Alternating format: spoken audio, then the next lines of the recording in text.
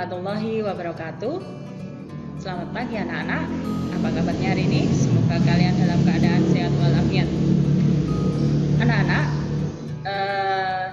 jangan lupa sebelum belajar kalian lakukan dulu pembiasaan pagi. Mulai dari sholat subuh, membantu orang tua, kemudian mandi, sarapan, sholat duha, dan murojaah. Anak-anak, hari ini kita akan melanjutkan pembelajaran teks fiksi. Teks fiksi sudah ada yang tahu belum? Teks fiksi adalah teks yang sifatnya imajinasi atau karangan non-ilmiah dari penulis dan bukan berdasarkan kenyataan. Dengan kata lain, pengertian teks fiksi secara singkat adalah karangan rekayasa atau hasil imajinasi dari penulis. Tidak ada data atau fakta yang mendukung dari cerita tersebut. Dalam teks fiksi itu mengandung tokoh atau terdapat tokoh pelaku cerita. Secara garis besar, tokoh dalam teks fiksi dibagi menjadi dua, yaitu tokoh utama dan tokoh tambahan. Tokoh utama adalah tokoh yang paling sering muncul dalam cerita. Dengan kata lain, tokoh yang memiliki peran penting dalam sebuah cerita yang terlibat langsung dalam konflik-konflik yang terjadi dalam cerita.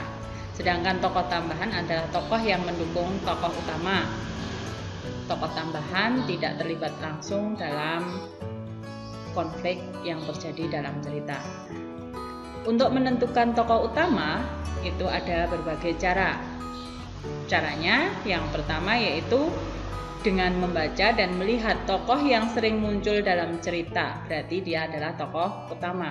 Kemudian tokoh utama juga bisa ditentukan berdasarkan jalannya cerita atau alur cerita.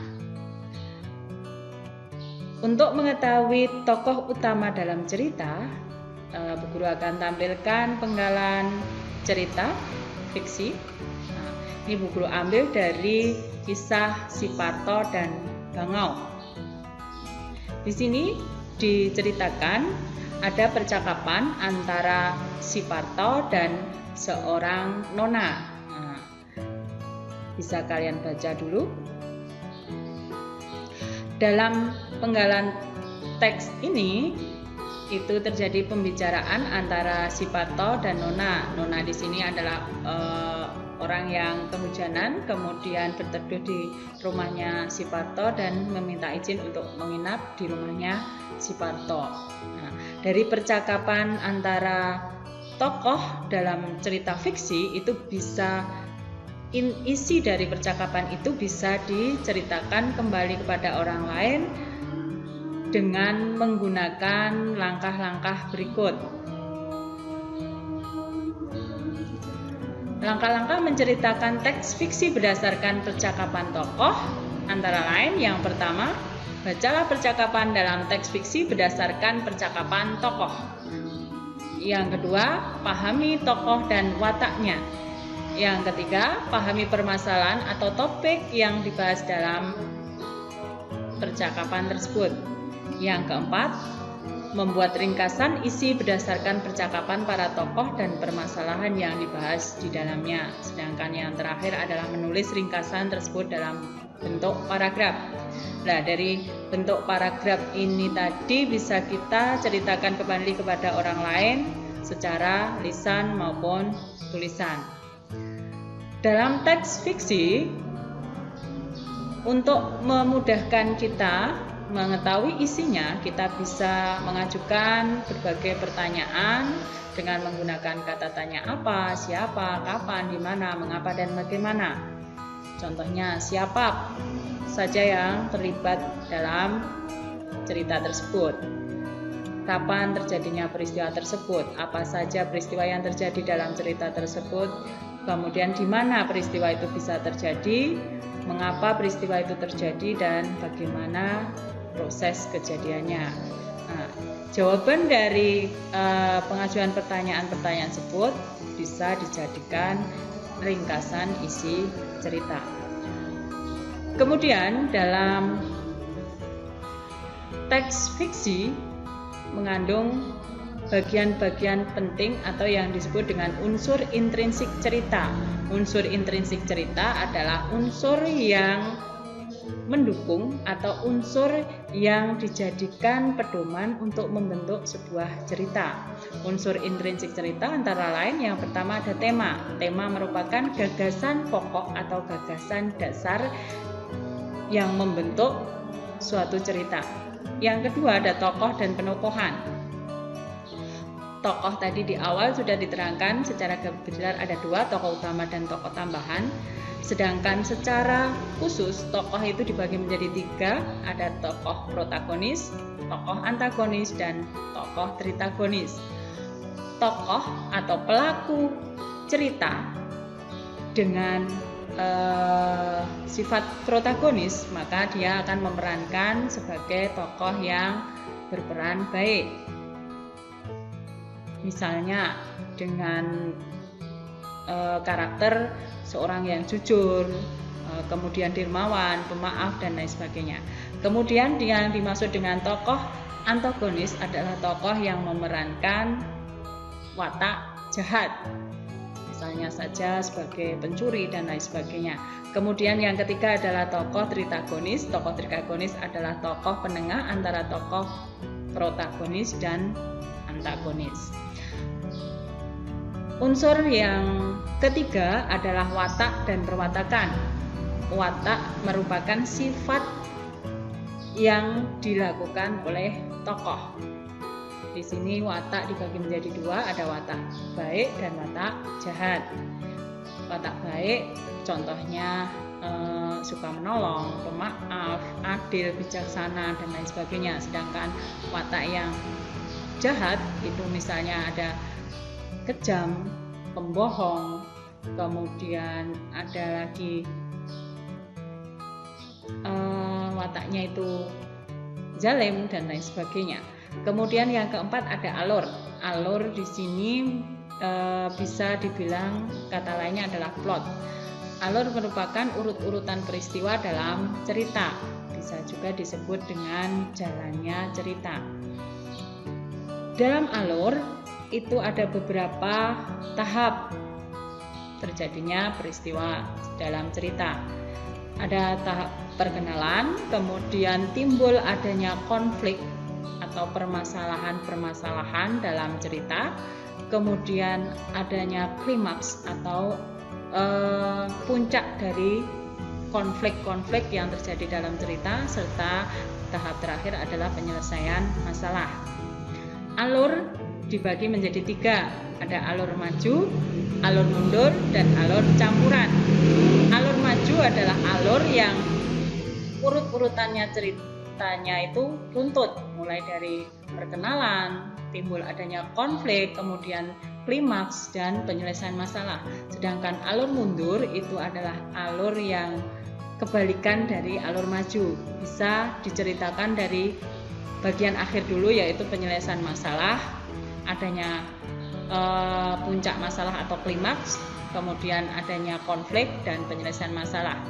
Jadi dibalik, kalau maju itu runtut, tapi kalau alur mundur itu kebalikan dari alur maju. Kemudian yang ketiga ada alur campuran. Alur campuran adalah alur maju mundur, berarti percampuran antara alur maju dan alur mundur. Jalannya cerita pun juga kadang bolak-balik dari awal ke akhir, kemudian kembali ke tengah, kembali lagi ke awal atau akhir. Unsur intrinsik yang kelima adalah latar. Latar merupakan keterangan mengenai tempat, waktu, dan suasana yang terjadi dalam cerita. Latar dibagi menjadi tiga, ada latar tempat, latar waktu, dan latar suasana. Latar tempat itu merupakan keterangan tempat terjadinya peristiwa dalam cerita. Contoh latar tempat ada terjadi di sawah, di rumah, di sekolah, di jalan, di hutan, dan lain sebagainya. Kemudian ada latar waktu. Latar waktu adalah keterangan mengenai waktu terjadinya peristiwa dalam cerita. Misalnya saja bisa berkaitan dengan hari, berkaitan dengan bulan, berkaitan dengan pukul atau jam, berkaitan juga dengan tahun. Itu merupakan latar waktu.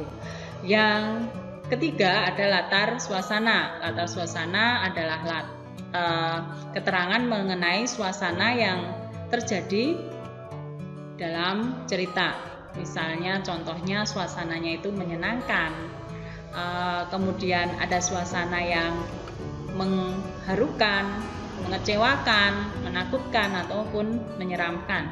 Suasananya sepi, ramai, itu bisa terlihat di latar suasana. Yang keenam, unsur intrinsik yang keenam adalah sudut pandang. Sudut pandang di sini adalah cara pandang penulis dalam menyampaikan ceritanya. Bisa saja penulis memposisikan dirinya masuk dalam tokoh di dalam cerita tersebut. Kemudian ada gaya bahasa. Gaya bahasa digunakan karena teks fiksi merupakan teks rekayasa, maka perlu penyampaian yang indah, maka memerlukan gaya bahasa atau majas. Kemudian yang kedelapan atau yang terakhir adalah amanat. Amanat merupakan pesan yang ingin disampaikan penulis terhadap pembaca atau pemirsa dari cerita yang disajikannya.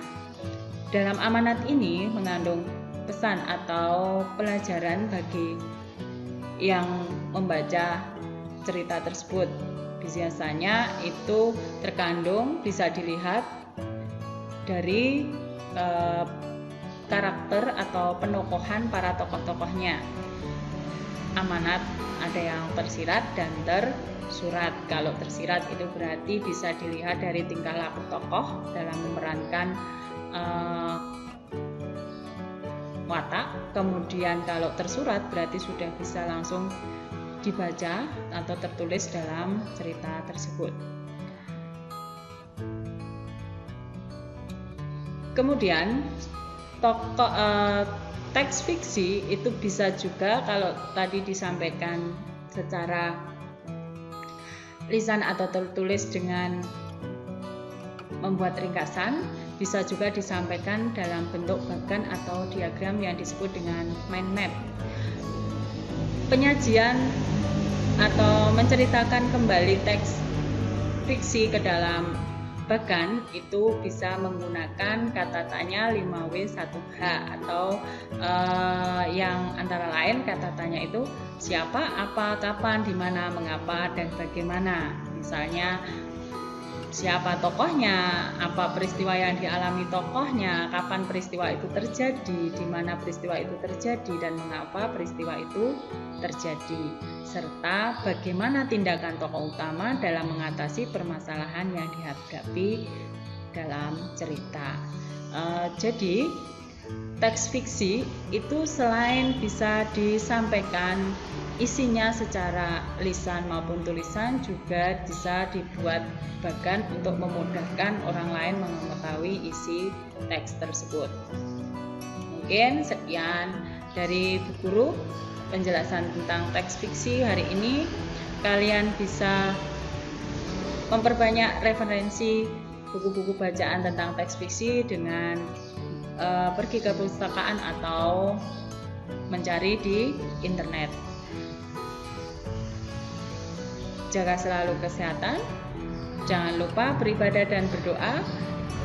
Marilah pembelajaran kali ini kita akhiri dengan membaca hamdalah.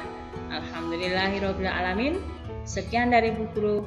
Wassalamualaikum warahmatullahi wabarakatuh.